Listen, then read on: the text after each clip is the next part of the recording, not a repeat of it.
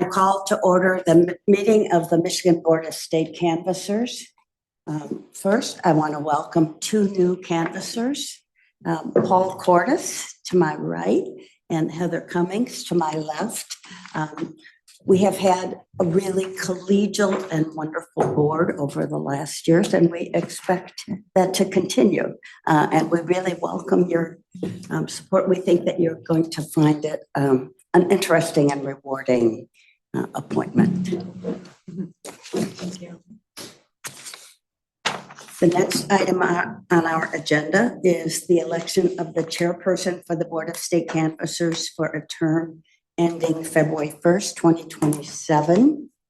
I will nominate Richard Hauskamp. We have any other nominations? Call the question. We need a second. All in favor? Oh, sorry, Chair, we need a second. Support. Oh, we need a second before. Okay, I'm sorry. A second. Do we have a Member second? Cordes Okay, seconded. Member Support. Cordes seconds the motion. Okay, all in favor? Aye. The motion carries, and I'm going to pass. Why, thank you. It's an official ceremony. You want me to use my left hand or my right hand? Thank you. Item 2 is the election of the vice chairperson for the Board of State Canvassers for a term ending February 1, 2027. I move that the board elect Mary Ellen Gurwitz as vice chairperson for the Board of State Canvassers for a term ending February 1, 2027. I second that. All in favor? Aye. Right.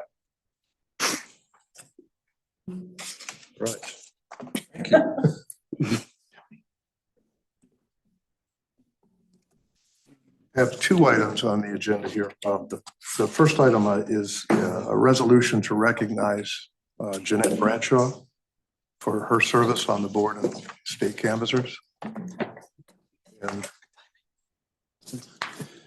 we have a certificate. We're going to break for those in a minute. Sorry, I should give it to you. So you can bring it. Jeanette's first. We'll do these and then we'll break for a minute to sign them. How's that? We were just delaying time until Tony showed up. Old school. Old school, yeah.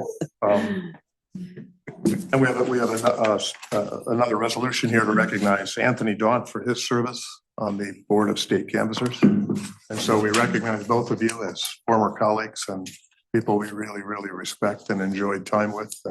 And we even have certificates for you. You don't have to. There's a store up the street if you want to buy it for you. So what we're going to do is we're actually going to recess for 5 minutes so that we can sign your certificates and that we are not stuck. Read it. Oh, I'm sorry, I need to read these. Yeah. Oh, forgive me. And we'll read them both. Will we read the whole thing? Outstanding. Okay, State of Michigan resolution in recognition of Jeanette Bradshaw.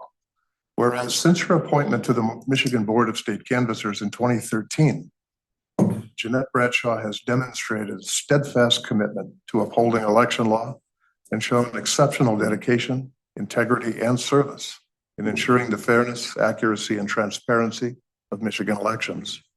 And whereas Jeanette Bradshaw has consistently upheld the principles of democracy by providing impartial oversight and fostering public trust in the certification of elections.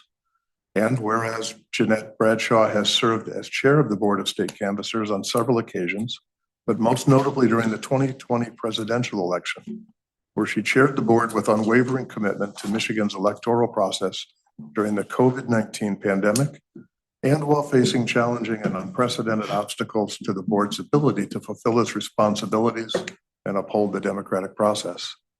And whereas as a member of the Board of State Canvassers, Jeanette Bradshaw has served as a valued public servant, applying laws governing ballot access, petition circulation, canvassing, recounts, and certification. And now therefore be it resolved that the Michigan Board of State Canvassers recognizes Jeanette Bradshaw for her service on the Michigan Board of State Canvassers and for her dedication to the Michigan electoral process. and to this board. Be it further resolved that a copy of this resolution may be presented to her. That a copy of this resolution be presented to her as an expression of our gratitude.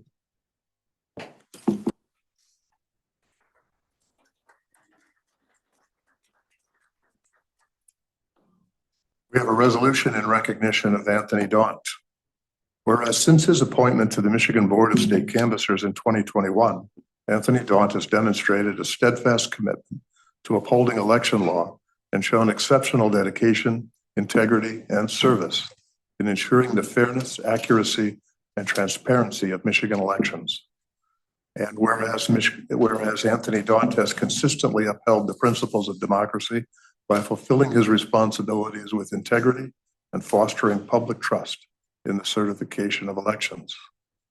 And whereas Anthony Daunt served as chair of the Board of State Canvassers during the 2022 election cycle, overseeing the partial statewide recount of 2 constitutional amendments and more than 150 challenges appealed to the board, all while facing challenging and unprecedented obstacles to the board's ability to fulfill its responsibilities and uphold the democratic process.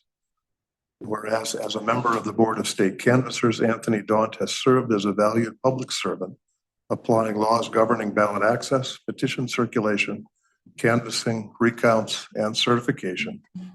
Now therefore be it resolved that the Michigan Board of State Canvassers recognizes Anthony Daunt for his service on the Michigan Board of State Canvassers and for his dedication to the Michigan electoral process and to this board.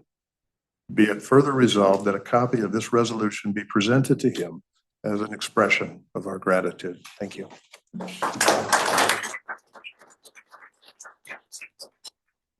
Now we will be in recess for 5 minutes while we sign in pictures.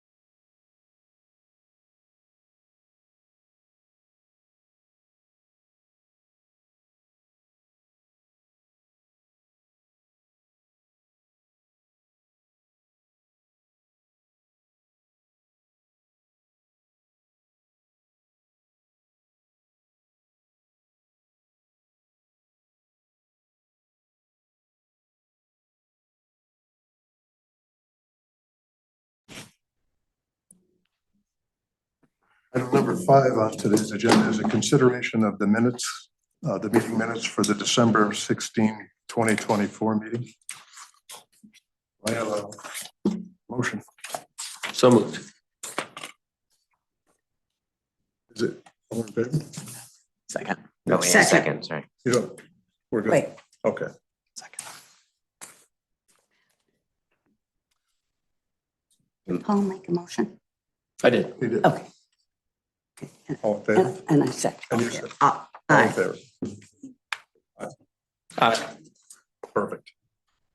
Item 6, we've got an approval for the following dates for the Board of State Canvassers regularly scheduled 2025 meetings. I'll read those. March 21, 2025. Yeah, can I raise a question Oh, about the yes, minutes? The signature blocks include member Bradshaw and member Dawn. How are we supposed to sign these? They just don't sign. They're still here, but they're no longer. They technically should be. doing it if I get This must happen every cycle. We should have swapped it, actually. I'm sorry. We should have actually swapped it to member Cummings and member Cortez. Need to So get I used to that. think we could just Awesome. write in their names. And yeah, we'll fix that and then. Okay, all right. Yeah. We'll reprint then and then we'll just do that. We're good? We're good. Back to our reading of the dates. We read the March 21, 2025, April 18, 2025, May 16, 2025, June 20, 2025, July 18, 2025, August 25, 2025, September 19th, 2025, October 17, 2025, November 24th, 2025, December 5th, 2025, and December 19th, 2025. And those meetings will be held at the Binsfeld office building in Lansing. Any discussion on these dates or? Well, I'll just note that because these are regularly scheduled, there won't be a specific meeting notice for the meetings, but we will provide information on the Board of State Canvassers website about what will be on the agenda that day. If we do need to schedule additional meetings, which sometimes happen that are not on these dates, or if we need to change the time or the location, we'll put out a meeting notice for that. But otherwise, we will hope to meet on these dates and minimize the number of changes needed. Perfect. And these dates work for everybody, so I think everybody's had a chance to look at those. Okay. The next item on our agenda is the I consideration. think Oh, sorry, we to need a approve it. motion. Oh, yes, we do, don't we? We need a motion for the dates. I move the Board of Canvassers approve those dates for the calendar year 2025. Second. All in favor? Aye.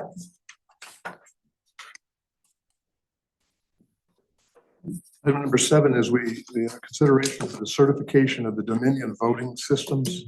And specifically, this is for Democracy Suite 5.20.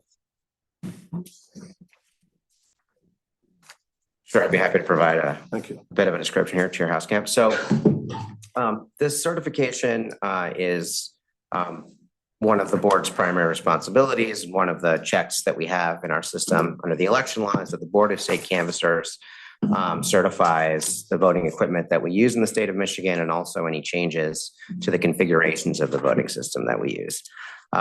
We typically have 4 different types of changes to voting systems that occur periodically. The biggest one, the most consequential one, is when we actually approve the vendors that can be used. So that last happened about 8 years ago, and we're actually coming up on the end of that contract. So over the next election cycle, we will be going through another purchasing process and recommending for the board to approve what voting system vendors can be used in Michigan, period. So currently the 3 that are approved are Dominion, which we're looking at today, as well as Hart, InterCivic, and ES&S. Election systems and software. So that's the biggest kind of change we have that happens every 10 years, and that will be presented to the board in the future after an extensive process. We're putting out requirements, getting consultation from election officials, and putting sort of that big picture thing together.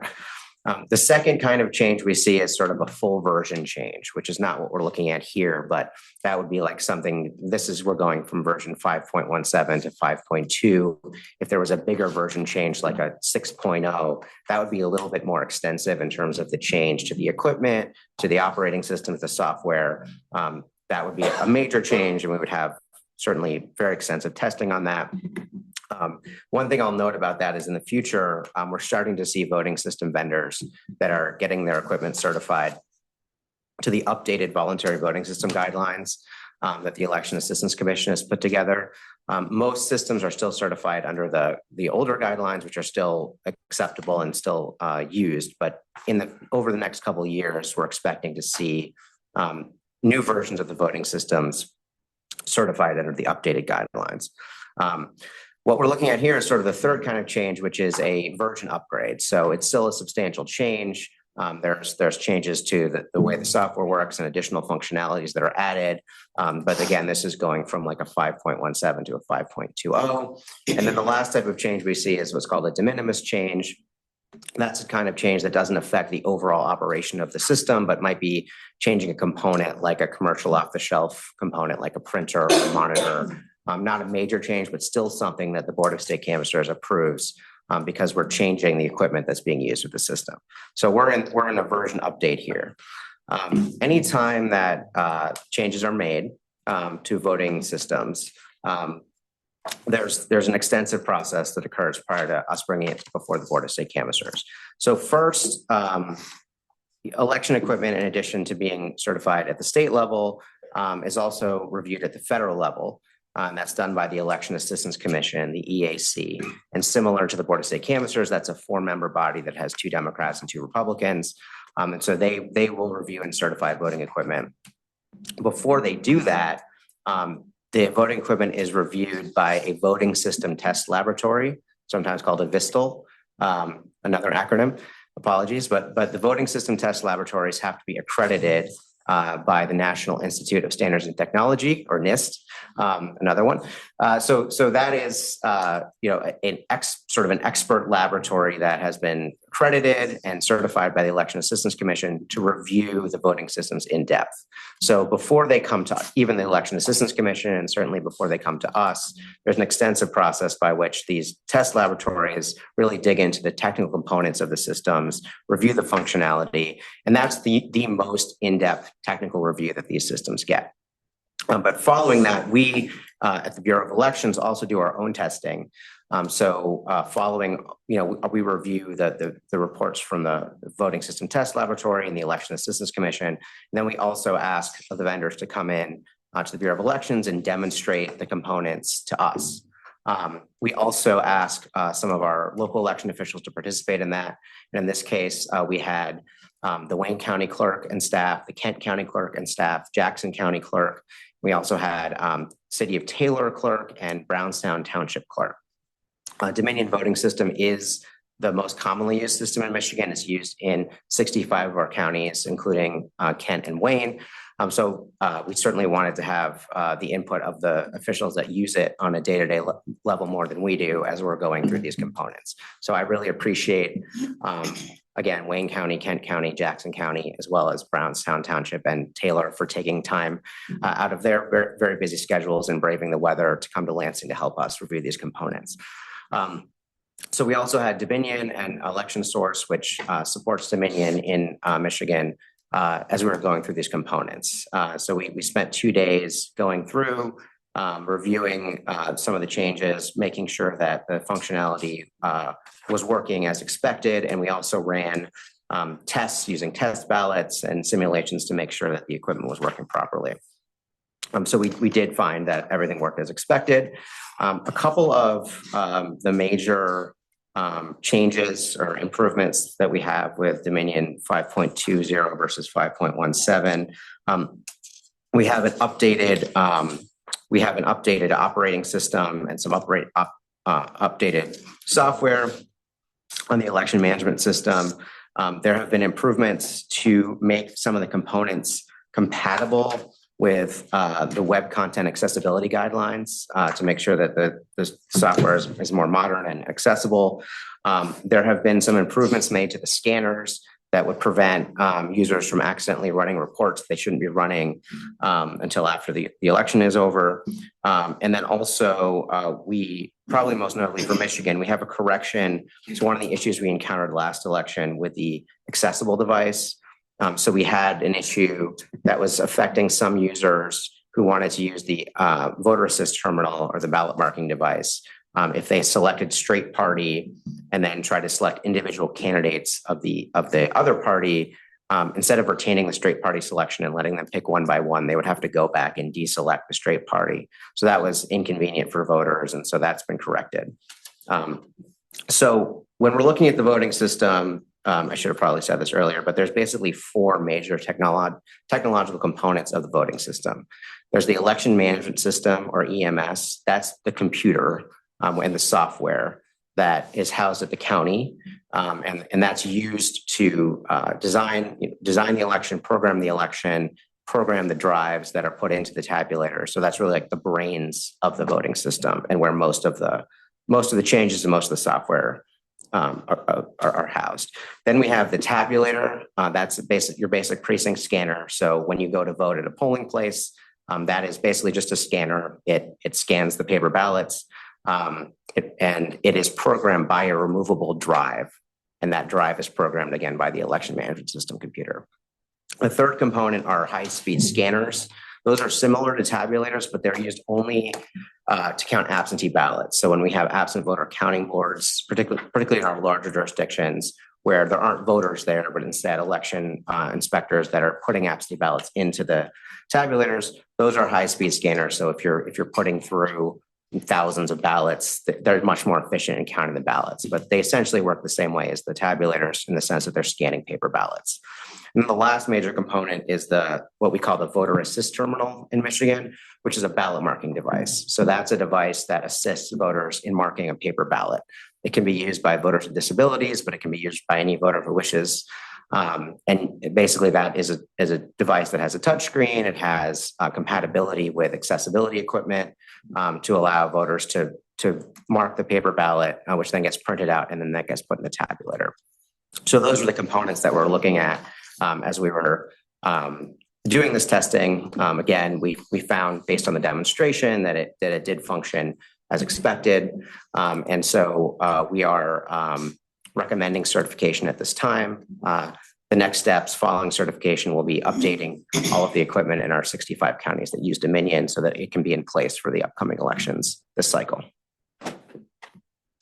Does anyone have any questions, comments? Questions for Director Brady? Without any discussion or further discussion, I would ask that we would have a motion. I move that the board certify the Dominion Democracy Suite 5.20 voting system for the use in the state of Michigan. Support. All in favor? Aye.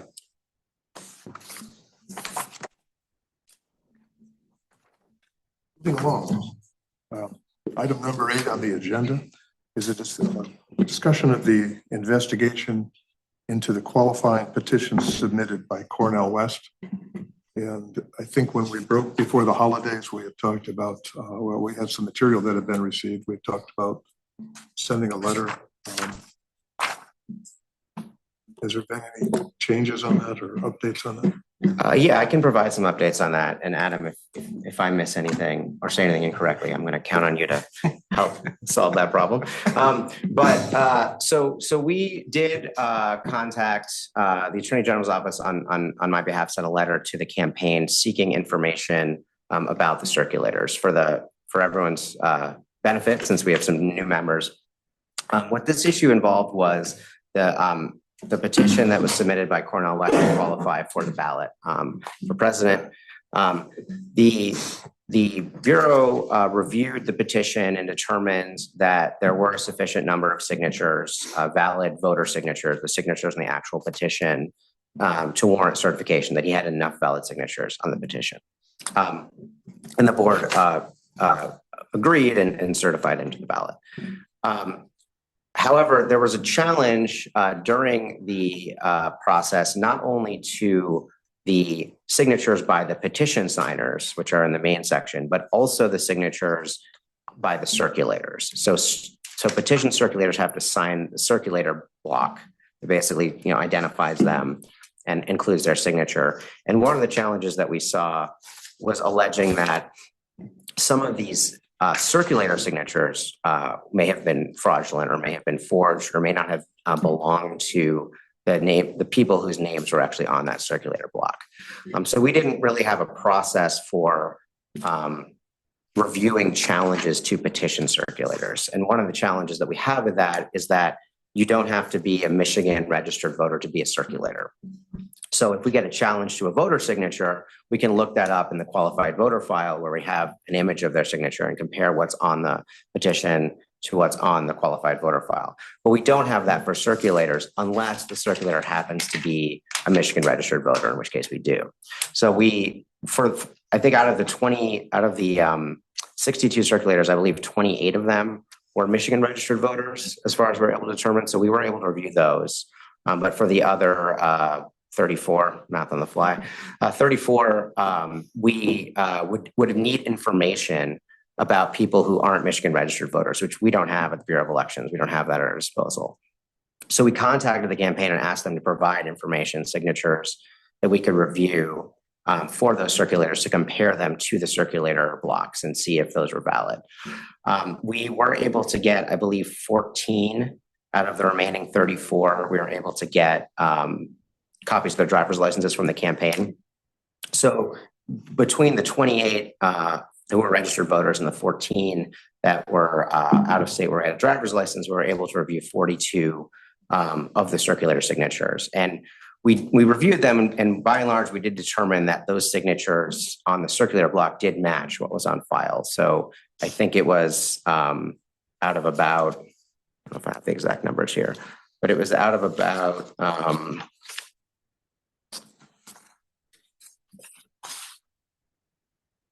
out of 117 of the signatures we had, circular signatures we had with the driver's license, 112 of the circulator block signatures matched those.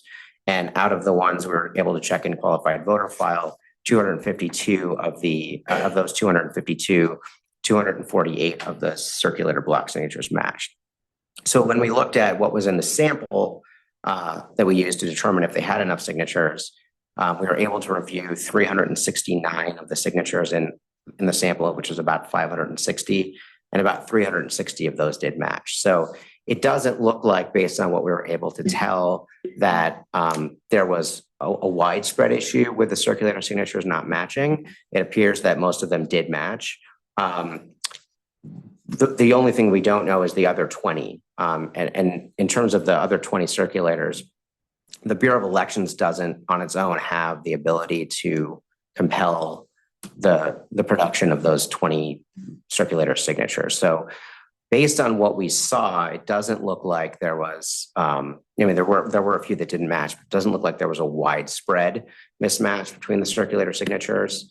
But we were not able to look at the entire universe because we don't have those other 20 circular signatures.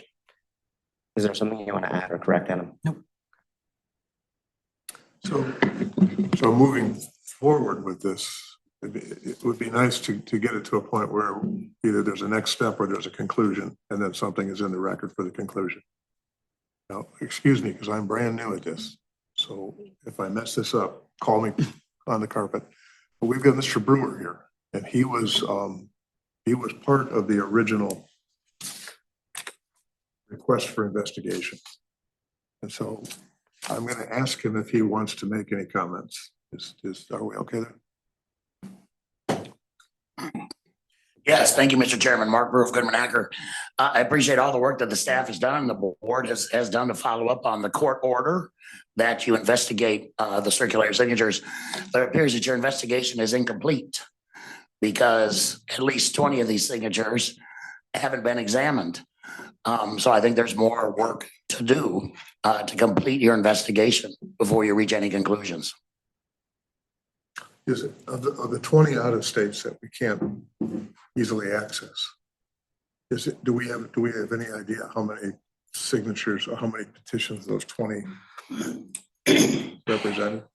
Well, based on the sample, so I mean, out of the 42 circulators out of 62 that we reviewed, those represented 369 out of what, 576 in the sample. So that would mean there were 207 signatures in the sample that were submitted by circulators whose signatures we don't have to review. So that's about 2/3 maybe of the petition as represented by the sample that we're able to review.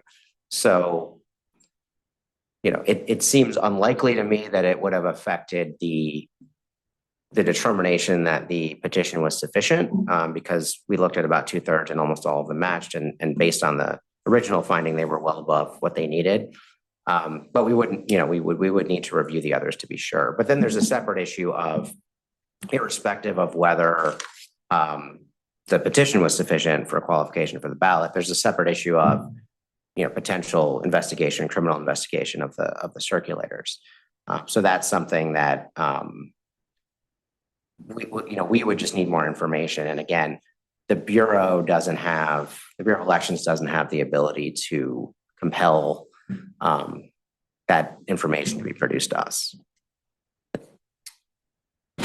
The Bureau doesn't have the ability, but the board does have the ability to compel the production of the signature samples. I mean, I just read again the direction from the Court of Appeals, which noted that we have subpoena power.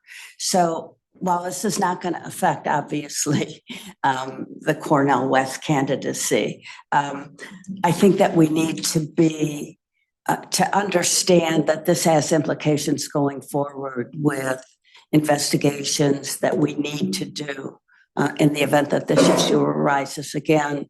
And I think we should consider issuing subpoenas, given that we previously took the step of requesting voluntary production of the information, and that has not been provided. So question there, when you say issue subpoenas, are you looking at issuing subpoenas to circulators, or are you looking at issuing subpoenas to Cornell West campaign attorneys? Who would you direct us to? I think it would be directed to the campaign, which is the entity which has responsibility. But I would ask for guidance from our attorneys on this issue. Certainly. What's the question that you'd like us to answer? The question that has been raised is, if we issue subpoenas, to whom do those subpoenas get directed? That would be a determination for the board to make of who you want the information from. I think it would be possible for you to send subpoenas either to the Cornell West campaign or to the individual circulators. So you're saying that it could be either or. So Chair Hauskamp inquired about where the subpoenas should be sent. And I do think that the Cornell West campaign has already produced some information to the Bureau. So I think the question would just be what information or what further information you want the campaign I think to produce. that Cornell West campaign didn't provide the information. They provided some. Yeah. They provided some, but less than half of the information that was requested. Right. So the implication would be that there is more that they're not producing voluntarily. Right. Exactly. Again, it's entirely up to the board, whatever it's the choice of the board to whom you're issuing subpoenas and what you're requesting them to provide. You know, one of the challenges we've got here is that this cuts to a much deeper issue. Now, the deeper issue that this goes to, which we talked about through the entire last campaign, is that we're now living in an age where paid circulators and gathering signatures is a very profitable business. And people are coming in from all over the country who are gathering signatures in ways that are basically outside of the purview of the state to even regulate. And so we've been kind of down this road. And so the challenge here is that the court ordered us to conduct an investigation. We have conducted a good faith investigation, I believe. We've gotten driver's licenses, we've gotten identifying information from some of the circulators, the ones that are in Michigan, certainly. We've been able to verify those, Director Brader, against the QVF file. You have evaluated those signatures. Yes. And so, and you've evaluated, more importantly, is you've evaluated them without finding fraud in those. Well, yeah, I mean, for the most part, we did find a few that didn't match, but overwhelmingly, we did not find it. So there's not a pattern there.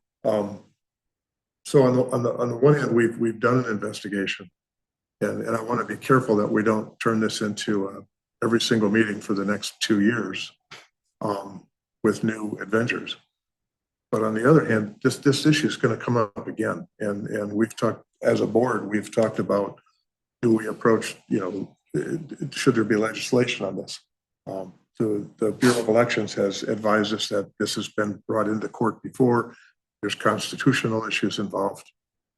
But the elephant in the middle of the room is still the fact that paid circulators through companies who are making a profit to collect signatures is going to remain an issue.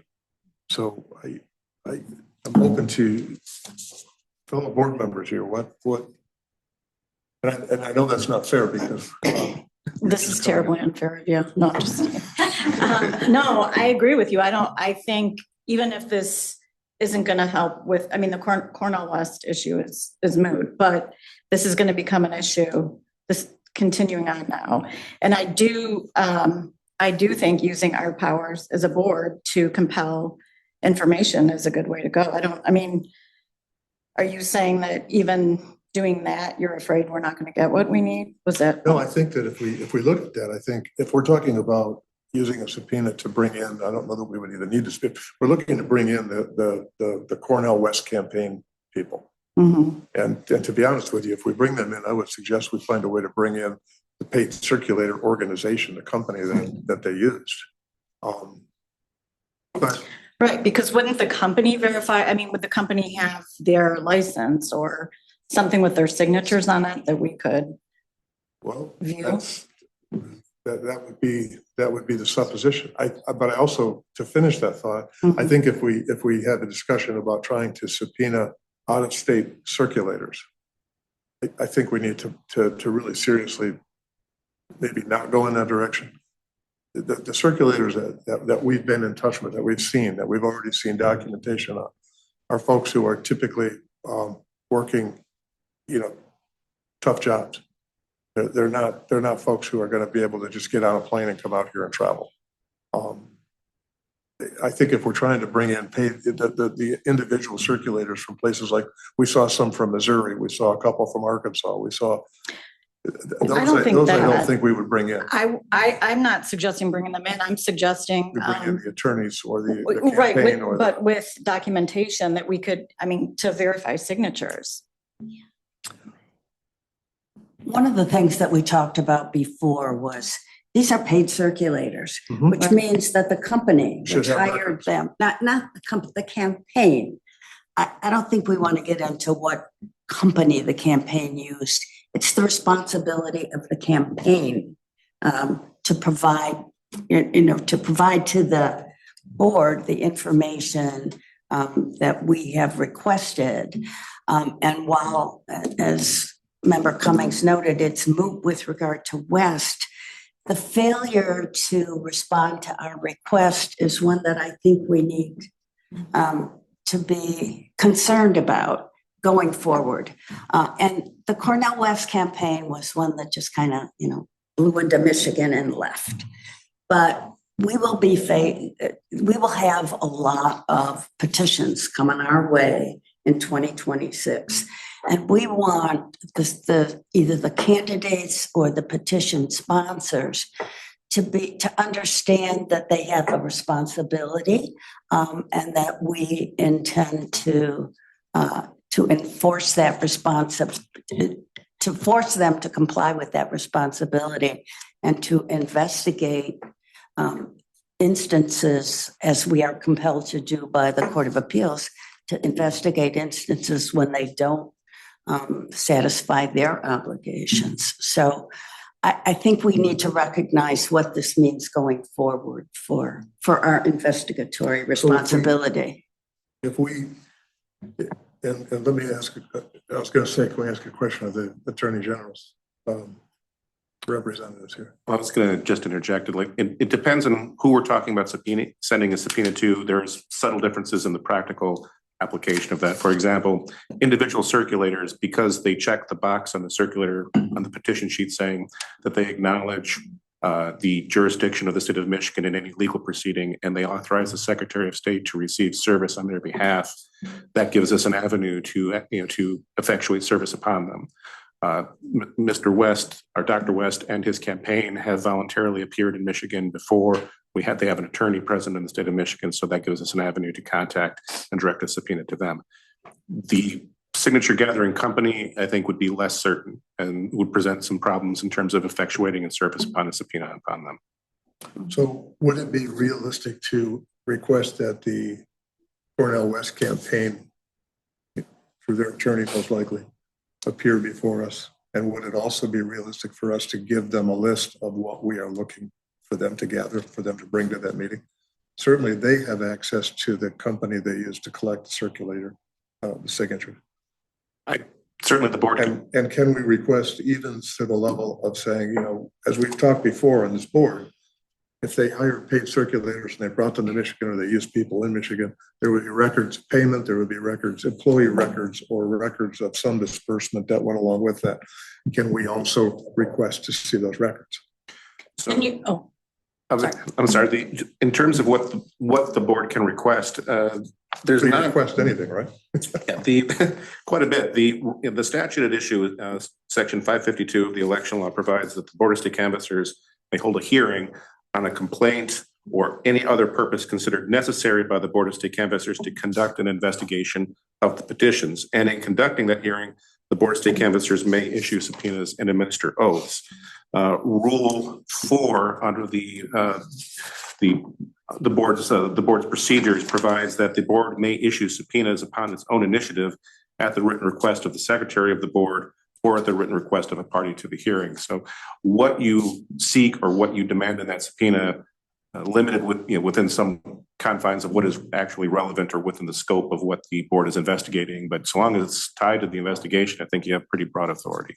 I just keep coming back as Vice Chair Hurwitz has also expressed. And I'm sure our former board members would also express they were both involved in this as well. There's been a campaign that basically poked us in the eye and said, we're just going to gather signatures in any way we want. We're going to do it our way and we don't care. I mean, that's in effect what has been presented to us.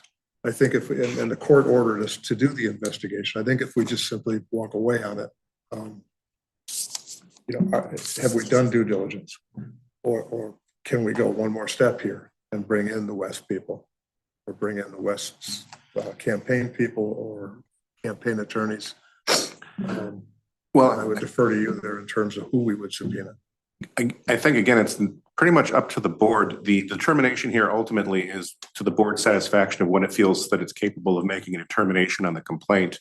As I read the Holiday opinion, I didn't see a lot of interest in the court in second guessing the board's determination or what you think is sufficient.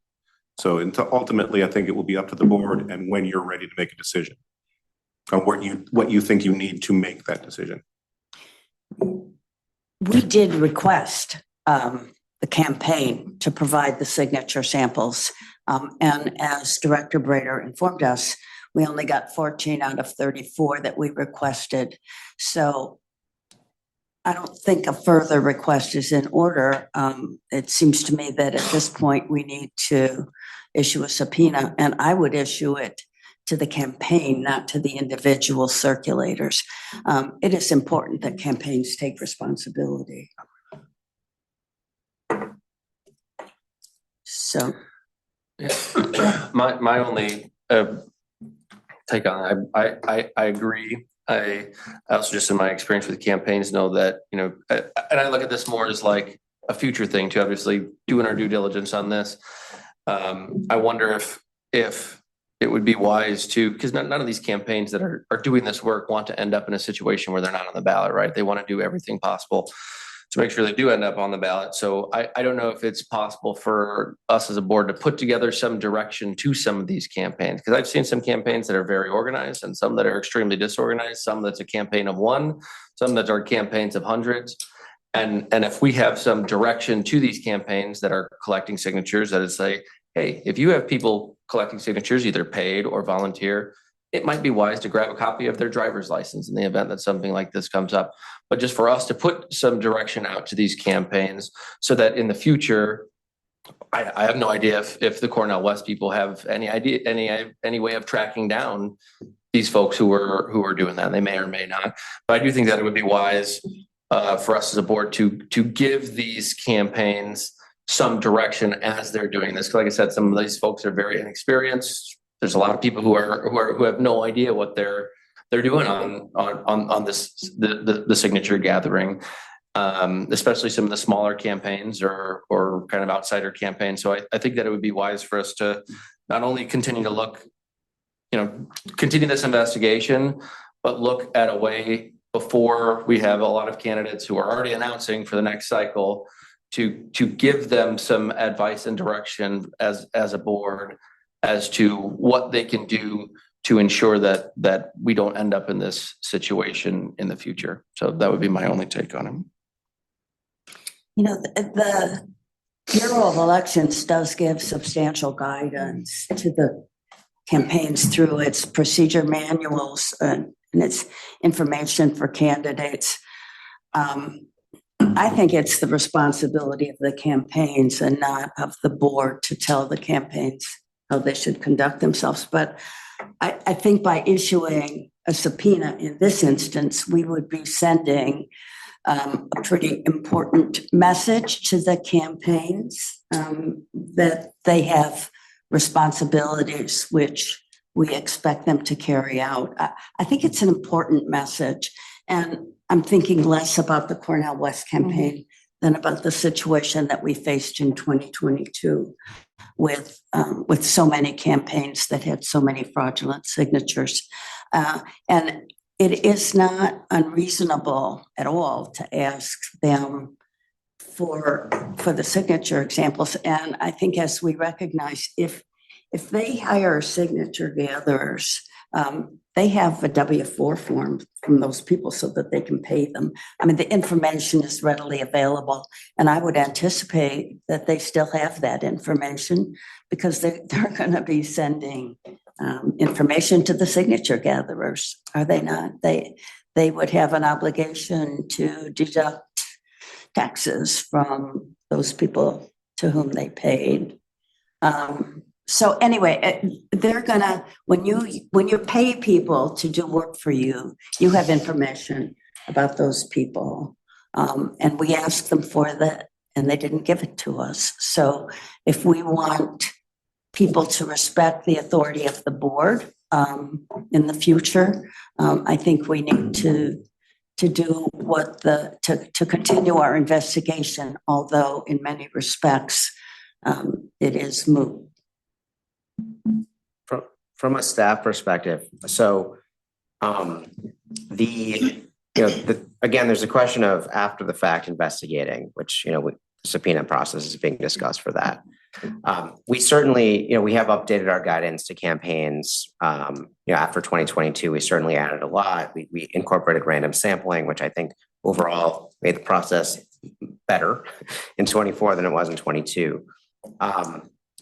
On this issue of reviewing the genuineness or validity of out-of-state petition circulators, if we were to try to incorporate that into the petition review process, it definitely would raise a lot of questions. I mean, for one thing, if we're reviewing the petition signatures as part of our review, that basically doubles the number of signatures that we need to review. So that's one issue. But then the other thing is, in terms of getting the exemplar signatures, the signatures that we would need to use to verify the out-of-state circulator signatures, we could ask for it, but if they did not provide it, that would be a legal question as to whether there's actually legal authority to require campaigns to provide signatures of their circulators in advance. And again, as we discussed briefly and more in the past, there have been many challenges to the legal requirements that surround circulators of petitions. So that would just be the question. If we actually wanted to incorporate this and be able to look at it at the front end when we're assessing the sufficiency of petitions, I think there'd be a lot of obstacles there. When we're looking at it after the fact, when we have more time, there might be more options there, but it wouldn't really help in terms of determining whether a campaign actually has enough valid signatures to make the ballot. Your point is, can I bend your point one degree? Yeah. You're making a really interesting point on the other side of this too, and that is this Cornell West issue is passed. You've looked at what's come in, we've looked at it, we know that it wouldn't make any difference either way. We know that the numbers were there. It seems like what you're also saying is that the better focus for this board is focusing on the future. And how does that balance with the requirement to do an investigation? What would be the outcome of bringing in the Cornell West campaign? There's not a punitive dimension to this. There's really only an investigative dimension for gathering information. Is that correct? Well, I mean, that would be sort of outside of my authority to answer, I think. I mean, there would be, an investigation, in 2022, there were investigations that led to criminal charges for some of the companies or some of the circulators involved. So that is one potential outcome, but I obviously can't say as to, what would happen here. So, we're recognizing that this is an issue that we're going to be dealing with again with regard to future campaigns and future petitions. So what we do with this one, with this investigatory obligation, is going to affect, we're going to have to come up with a procedure. Let me back up. We're going to have to decide how we're going to address the issue of needing, in circumstances, needing to see the information regarding the circulators when we can't verify their signatures. And as the court said, we can't say we don't have a procedure to verify the signatures of out-of-state circulators.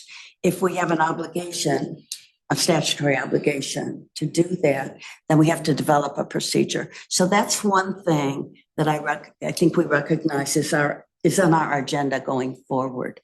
But what we do with regard to this one may impact what we decide to do, or at least it probably won't. I see Eric rolling his eyes, but Just to clarify for the record, I was not rolling my eyes. yeah, I think that was a comment from our attorney, Salento. I was thinking. But we do need to say that when we make a request, we made a request and it was not complied with, not fully. And therefore, do we say whatever, or do we say we have subpoena power and we should exercise it? We haven't done it before, but I think the fact that we have that power and the court pointed it out to us, I think that's important. And this is a campaign that probably doesn't have any continuing existence, but it did have, it needed to have, and it had an attorney who appeared before us. And it was that I believe you can confirm that we directed our request for the information to that attorney.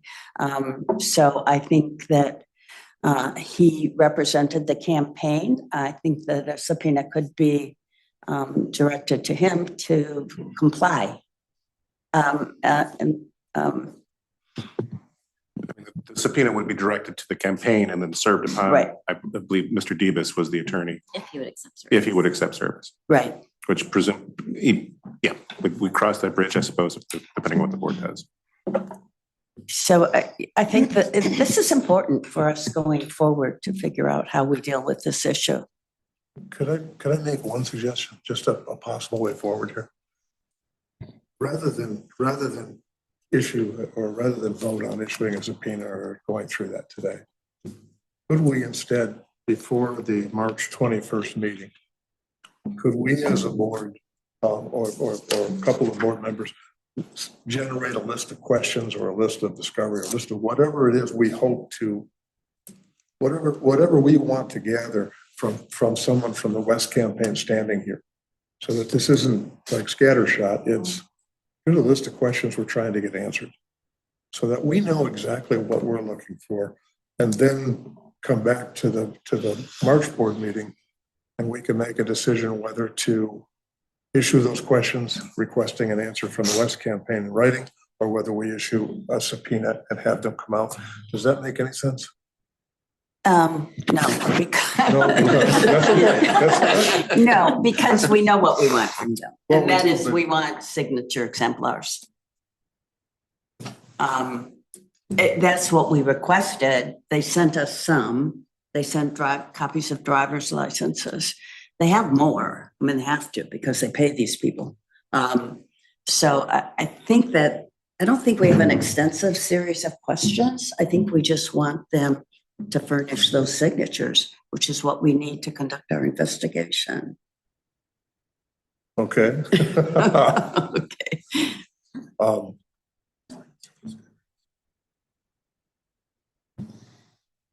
So would that be the scope of the subpoena, then just asking for proof of the additional signatures? Before, yeah. Yes. That would be the subpoena, whereas before we simply ask it in a letter, correct? Yes. Yes. That is our understanding. So right now, the next step to ratchet it up, I'm not the attorney, so the next step to ratchet it up would be to issue a legal request to have them appear in person, or a legal request to have them comply and send documents that we don't have. I think that'd be entirely up to the board, whether you want the Cornell West campaign to send a representative to appear before the board, or if you want them to produce documents in anticipation of the board's next meeting. There was some additional documentation I think they sent in their response when they sent the original, or when they sent that partial list of people. Wasn't there something to the effect that did they have more to say in that letter? Did they send an exhaustive list of what they had, or did they cherry pick? How did they determine? How do we know what they gathered, of course? We can pull that up in a moment. We don't have that. I mean, the letter that we sent in December gave examples, asked for signature samples, and gave examples of what those documents might be that would have samples on them. And so we asked them for everything, right? And they gave us what they had, and that was what they said in the letter. Like, this is what we've been able to produce. That's what So they said. that's what they had. That was all they could produce. That was all that they had. And they did indicate they had not hired a company. So this was a volunteer effort. So there's no company, at least per Mr. Debus's letter. So, The point of the subpoena would be to simply shake them a little harder. Is that the right, it would be a little layman's harder, approach? which said they may or may You not. got it. They may or may not respond to it. They may or may not appear. They may not have anything else. If they don't respond to it, what happens? We cross that bridge. when We'd we have to come cross it. that bridge, right? But I think it shows how serious we I are. think it is I mean, serious, yeah. that's the issue here. And I don't think I mean, in my opinion, and I know it's my first meeting, so I'm not the boss here yet. No, but I don't think we pull anyone here. I think we do a document request subpoena. I don't think, like you had mentioned earlier, that it's a long way to travel for some people. I mean, I don't think we want to make people spend money unnecessarily, but I think the fact that it was ignored is a huge issue. And even for further campaigns to know that the board is going to take it seriously, I think that's very important. And if they ignore it, then we'll cross that bridge. But I think it shows for this year, next year, that we're serious. I mean, The one that's hidden in this whole process is the organization, the company that they hired, who Yeah. hired the circulators. That seems to be the one missing link here that we're not. well, Do we but have the ability to make requests of them as well? Well, in the letter, the campaign indicated that they did not hire a firm to Okay, circulate. So So they were hiring their own signature gatherers? that's my expectation based on what they said, is I believe that they were paying folks, but that they were hiring them individually. Did they say that there was a volunteer aspect to it as well? I don't recall that. We have to pull up the letter. Yeah. I'm not sure. I mean, that's almost, I'm not sure that matters. Well, all I know, like, if there is a volunteer aspect to it, there would be a rationale where they wouldn't have a signature for a volunteer, right? That would be the only reason that could potentially matter. Now, realistically, they should be able to reach out to that individual, ask for a driver's license or something like that, but they wouldn't necessarily, a campaign wouldn't necessarily have a valid signature for a volunteer on No, the I think records. that's correct. If they're paid, they're going to have Right. the information If they're that we not, they need. won't. And if they're not paid, Yeah. then we may not be able to get anything. Yeah, so the only thing that we're able to discern, I mean, I'll just read it. It says, with regards to the first request, the Cornell West for President campaign did not retain any firms, companies, or organizations to circulate Dr. West's petition and collect signatures. That said, the campaign is appreciative of efforts to get Dr. West on the ballot, and as a courtesy to the board, the campaign has endeavored to collect supporting information to assist the board in confirming the genuineness of signatures for the circulators. So based on that, we can't determine if the individual circulators were paid or not. The ones that were missing, yeah. Right.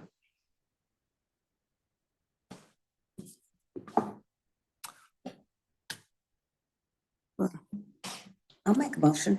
You will? Yeah. Good.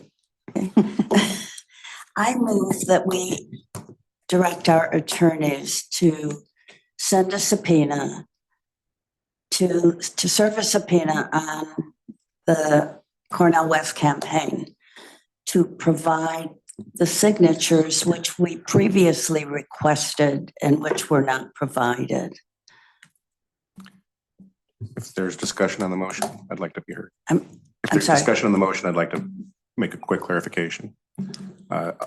As the statute and the rules lay out, we can't actually send that subpoena. The board would be the one issuing the subpoena. So it would be the Okay. board issuing the subpoena that we would Okay. serve Okay. upon whoever you send it to. Thank you. So I will modify my motion and say that I move that the board issue a subpoena to the Cornell West campaign, which we would send through its attorney who represented it in Michigan, directing the production of the information previously requested of the campaign, which was not provided in response to our request. The subpoena would list the names, I would say the subpoena would list the names of the circulators whose signatures we requested, which were not provided. So that would be, the appendix to the subpoena, or,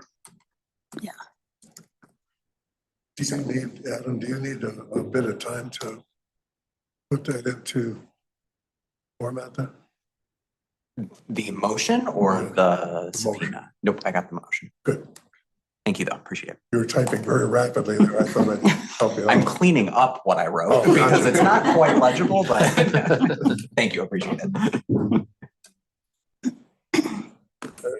I would second the motion.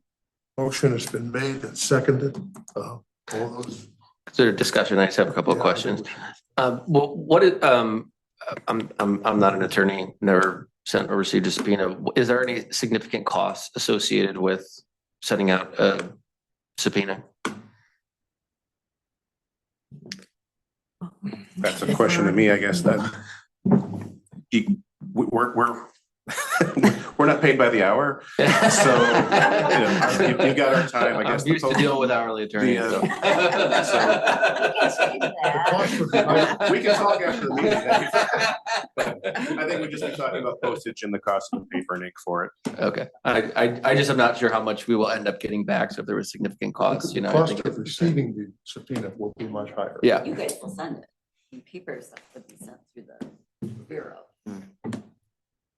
Yeah, I mean, we mail a lot of things, so I mean, I think the cost would probably come in the time, if there's follow-up on it and Sure. enforcing the subpoena, that's probably where we would start to see more resources being used. Any other discussion before we vote on this? It's been moved and seconded. All those in favor? Aye. I,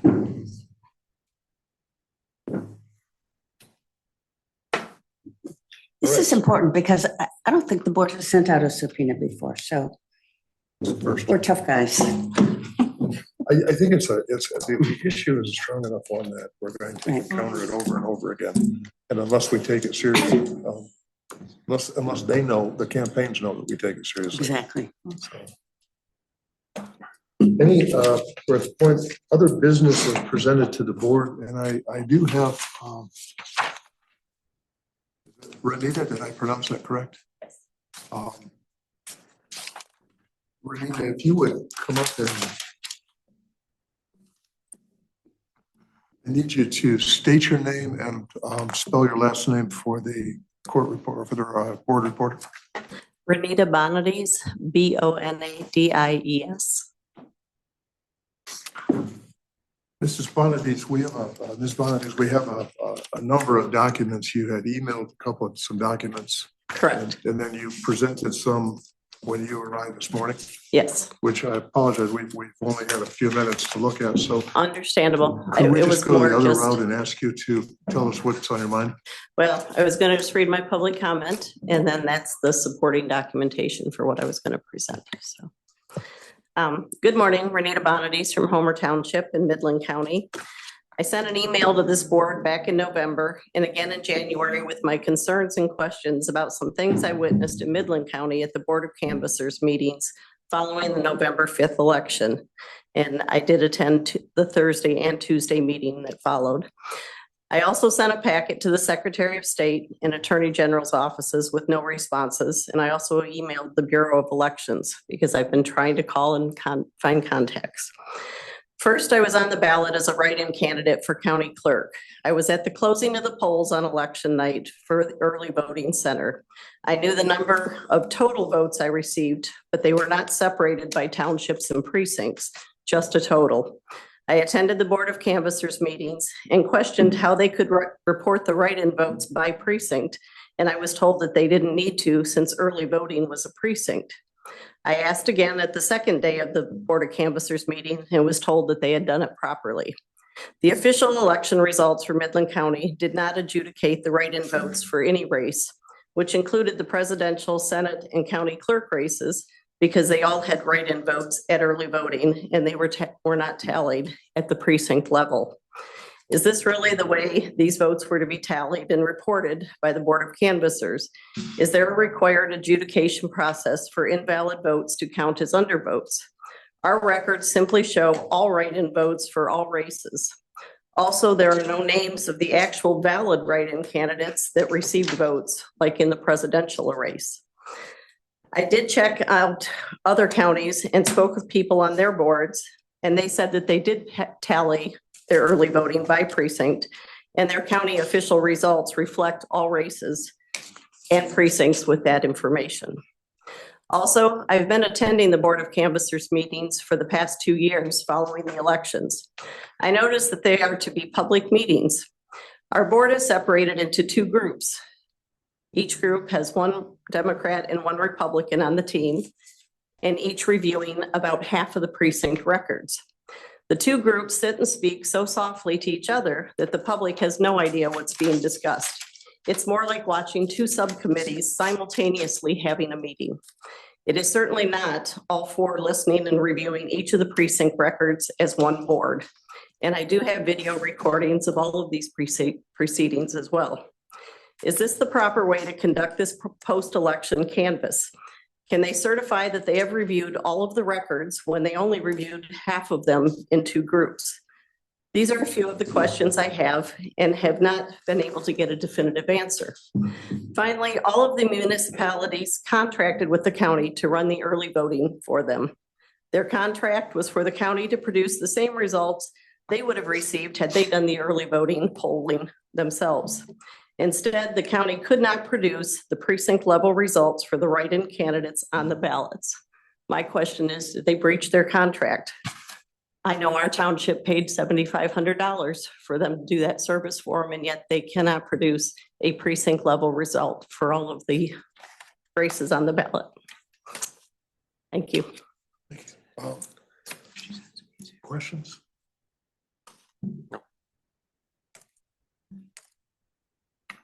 I have a question for Mr. Fracassi.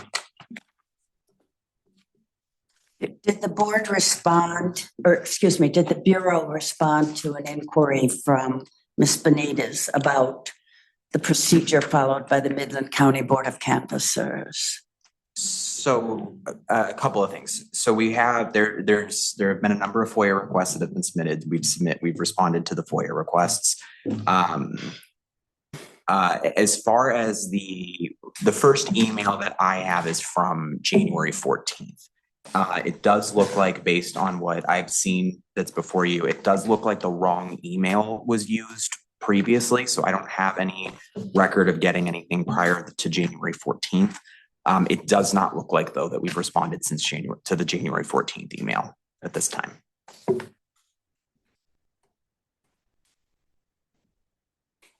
Let me just ask another question. It is true, is it not, that the Bureau of Elections provides to the counties guidance for how county canvassing boards are to conduct their canvasses? Yes, that's accurate. And there is an official manual, I believe, for the county canvassing boards. Yes.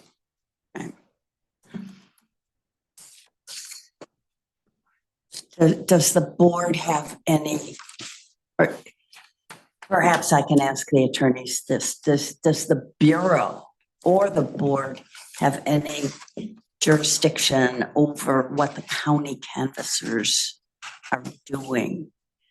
That, Mike, you know, what I'm really asking, I understand that Ms. Benitez has a concern about what the county canvassing board did, but I don't think we have anything to do. That's not our responsibility, nor it's my understanding, and I would want confirmation of this. I don't think there's anything that we can do about it. I'm not aware of the board having supervisory authority over the county boards. And following an election, there's the canvass process itself with the board reviewing the canvass returns. But I don't think beyond that, I don't think the board stands in like a superintending role over how the county boards conduct their business. The question that goes with that, in the event that someone has an issue that they're pointing out with a county board that we don't have the ability to step in on, what would be the normal next step to follow? Would that go through the Secretary of State's office, or through the Bureau of Elections and then Sec State, or if somebody has a problem with a county? I'm reluctant to speak extemporaneously without looking into it. I think you could direct concerns to the Bureau and to the Secretary of State. It may also be worthwhile for a person to contact their own attorney if they're looking to compel the board to perform a specific duty that might arise in some type of legal action that they would need their own legal representation to engage. From our standpoint, I mean, we certainly can provide instructions to the clerks.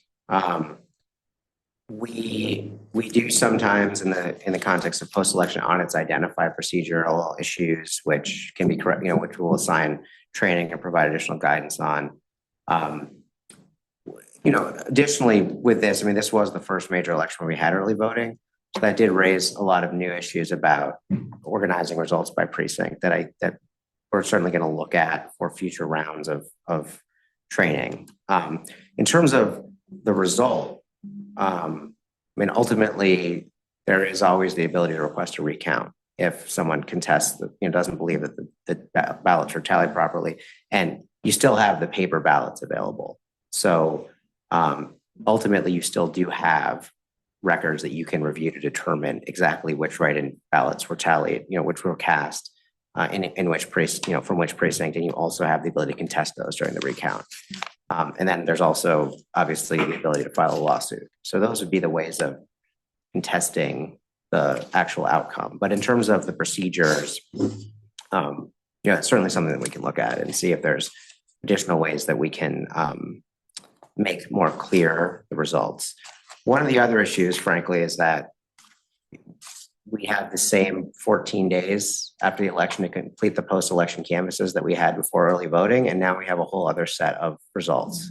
So clerks have supported legislation to expand the canvas period. I think the Department of State supports that as well, but we're sort of stuck with what we have right now. Okay. May I make one additional comment? I guess my point is, it's not the results of the elections, it's the process that was used by the Board of Canvas. I mean, it would be equivalent, and I've watched the State Board of Canvas after the election. It would be the equivalent of you breaking up into two teams and discussing the results in a quiet session so that the public can't even hear what's going on. We are not able to hear what's being discussed, what votes are there, any issues they're having in the poll books, if anybody wrote any notes.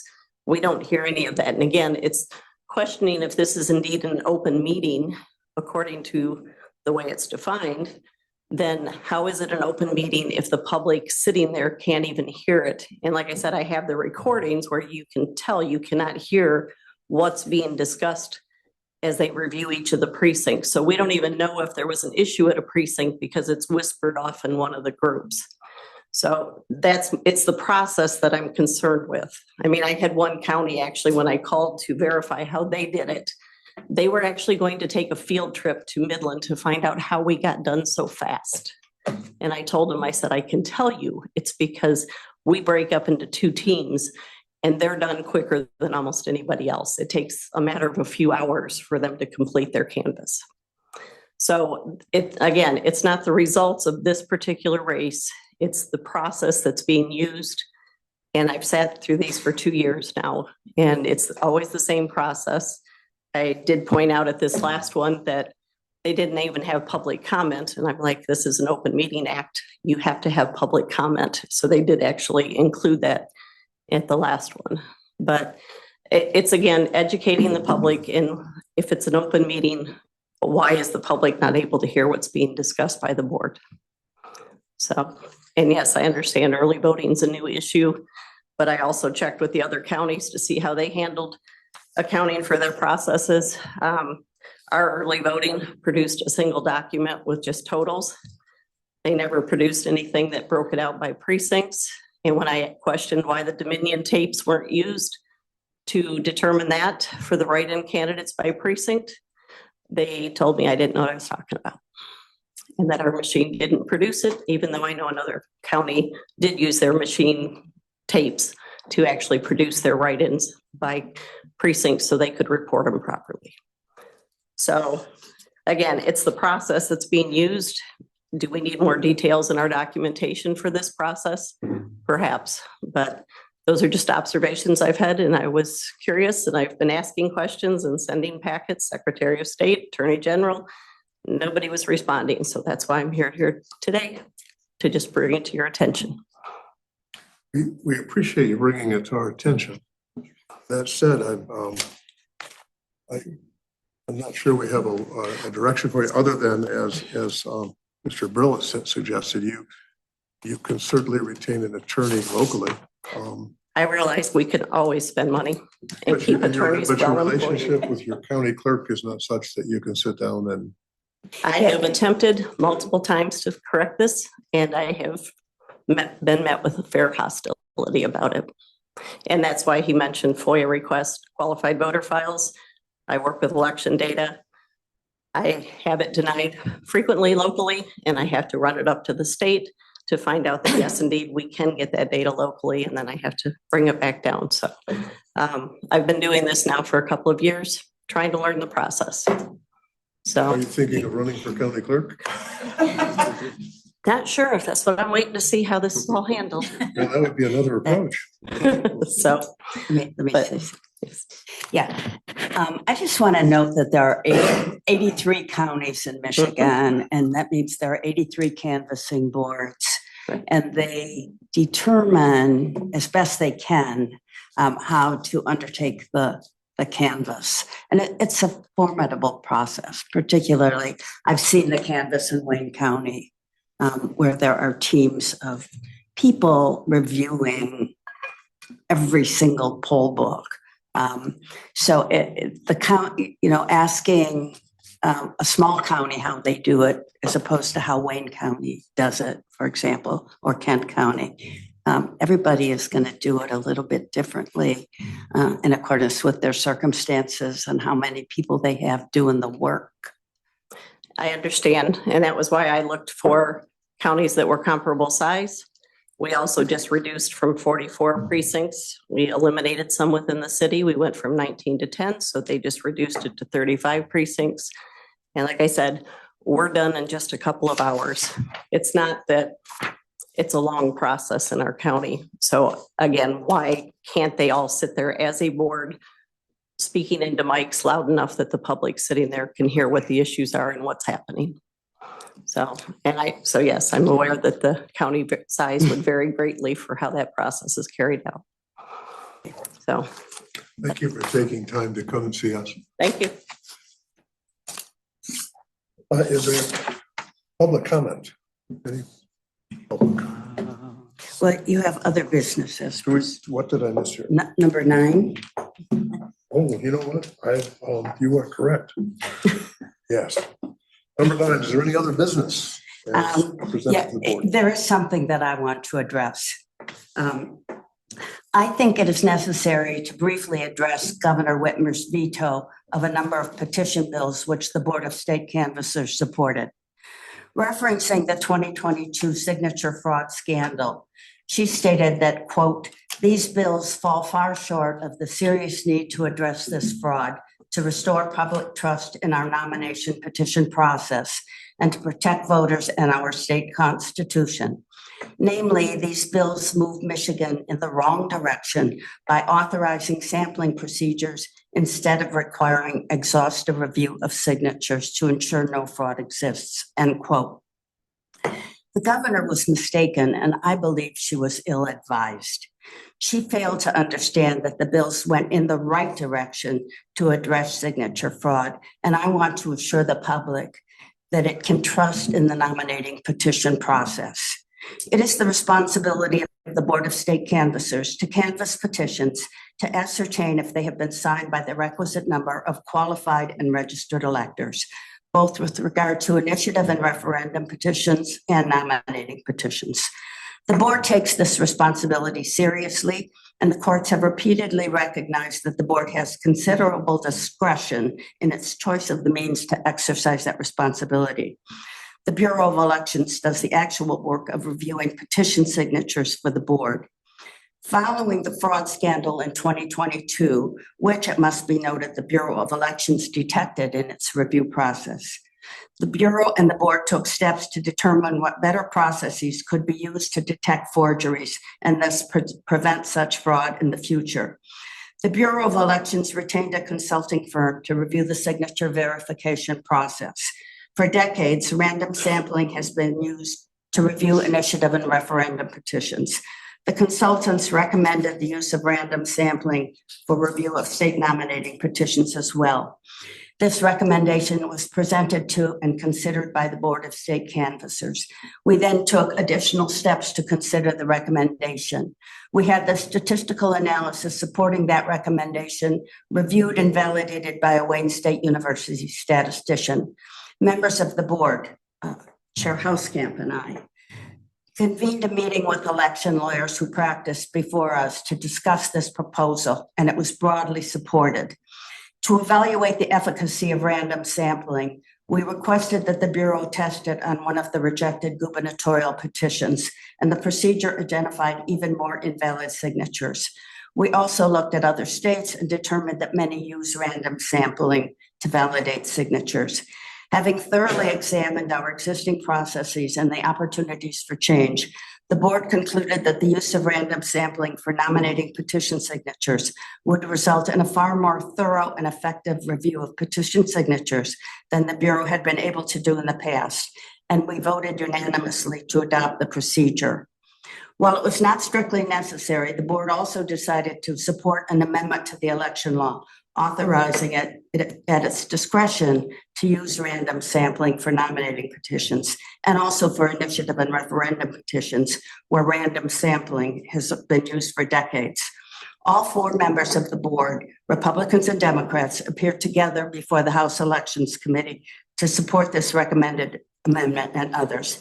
In addition, a working group with representatives from the Bureau, the Secretary of State's office, the House Election Committee, and others, met over many months to review and update the election law provisions regarding petitions. The board recommended the approval of these changes, which were passed by the House and Senate, but then, as noted, vetoed by the governor. We expect that in 2026, the board will be faced with the task of reviewing petitions for ballot proposals and nominations for governor and Senate with upwards of 2 million signatures. We may see more than 500,000 signatures on nominating petitions alone. The board has concluded that random sampling is the best procedure currently available to validate petition signatures. We will use this procedure as we voted to do, and the public can be confident that we will be exercising our critical responsibility to determine whether petitions are supported by the required number of voters. However, we will continue to look for ways to improve our canvassing processes.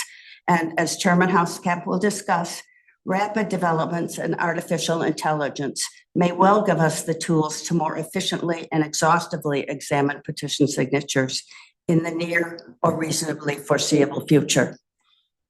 Chair Hauskamp? No, I totally agree with where you're at. That was a beautiful statement, well stated. And as we've talked over the last couple of years, the technology is advancing. Michigan is, and the governor has stated that Michigan should be the leader in technology, should be a nexus for where technology is born and in business and government both.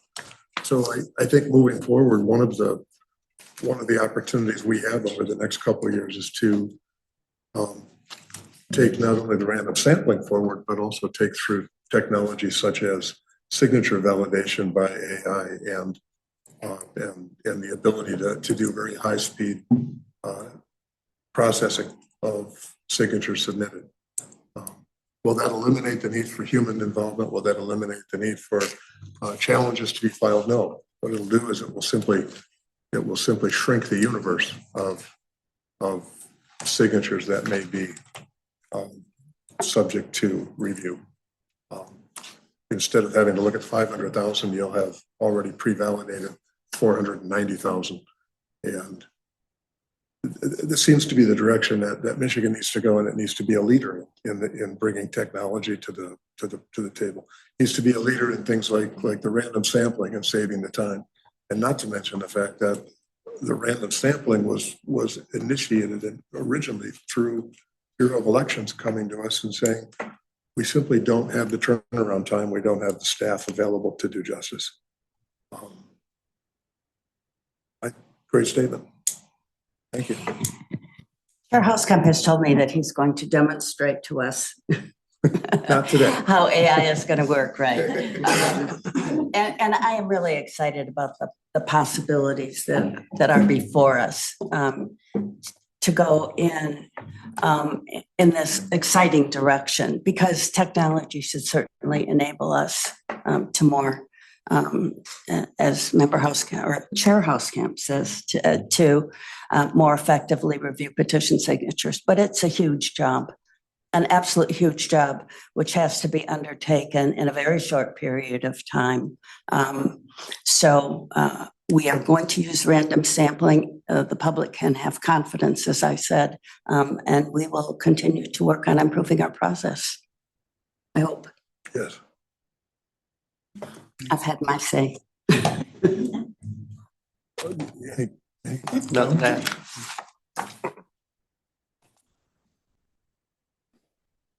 All right. Is Mr. Gallant? Is Mr. Gallant on? He is not. He is not here today. Is there any public comment? Anyone here? Discussion. Did you want to Say something? Yes. Are you going to swear? Are you going to swear him in? I should, but I won't. There were like 6 things that I want to critique you guys on. No, I just, while I'm here, thank you very much for the resolution. Welcome, Heather and Paul. Good luck to you. It's going to be an interesting 4 years. And just again, reiterate what a pleasure it was mostly to serve on the board and get to know these folks. I think it's a very prime example of how government can work in terms of a bipartisan fashion and get the work done that you need to get done. Not by giving up on your principles, but realizing you got to find a way to get the votes necessary. And I think we did a great job with that. And to the staff, that just tremendous work, providing us the information that we needed. You work very hard, you're very responsive, and never once felt like I was getting different information because I was a Republican than maybe the Democrats were getting. And I think that needs to be stated publicly that I may disagree very strongly with the head of the department, but the staff, you were always very kind and responsive and on top of things. So that's all. Thanks. Thank you. She can't let Tony have the Well, last no, word. it's not that. Actually, Tony got up, you called Tony up first, so that's your fault. No, I think Tony kind of encapsulated everything that, want to say. I mean, even more, having been the longest serving board member for 12 years. So I still remember when we actually got physical packets and we'd have to have the mailings and all of that. But, staff here and our attorney general representatives too, like there was it's any answer you wanted. I am a little bit disappointed that no one asked any questions about the system that you guys approved. I was going to ask about the voice assistants because the 5.17 doesn't have voice assistants, but I don't know if the 5.2 does on the Dominion. I know I went right into the documentation that's actually public and then was wondering if the new one actually does. So I will. No, I told David I wasn't going to ask him any questions too. To the new members, I'm going to tell you what was said to me at my first meeting by a lawyer who normally came in front of us who retired. Why? That was the question. But no, it is going to listen and ask questions and enjoy your time. It'll definitely be different. And we're going into different times. And it's very interesting to see what was brought in front of you today, because it'll change every single time. And we're always here. I mean, I'm always available. So you'll probably see me sitting in your room, not critiquing, but paying attention, because this still is and will be a very important part. And having public comment and questions that come from everyday people wondering what's going on with this board. So thank you. Thank you, Jeanette. There's no other business. I take a motion to adjourn. So moved. All in favor? Yep. Aye. Adjourned at 11:35. Thanks. Congratulations on your first meeting.